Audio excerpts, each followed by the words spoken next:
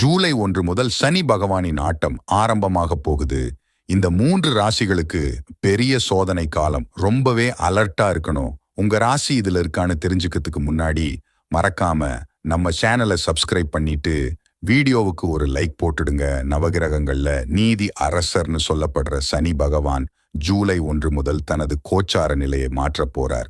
இதனால சில ராசிகளுக்கு கர்ம வினைகளின்படி கடுமையான சோதனைகளும் மன உளைச்சலும் வரலாம். முதல் ராசி மகரம். ஜூலை 1 முதல் உங்களுக்கு அலைச்சல்களும் தேவையற்ற வீண் விரயங்களும் அதிகமாகலாம்.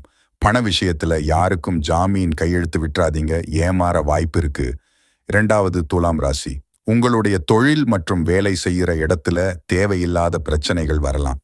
யார்கிட்டையும் வம்பு சண்டைக்கு போகாதீங்க, வார்த்தைகள்ல கவனம் ரொம்ப முக்கியம்.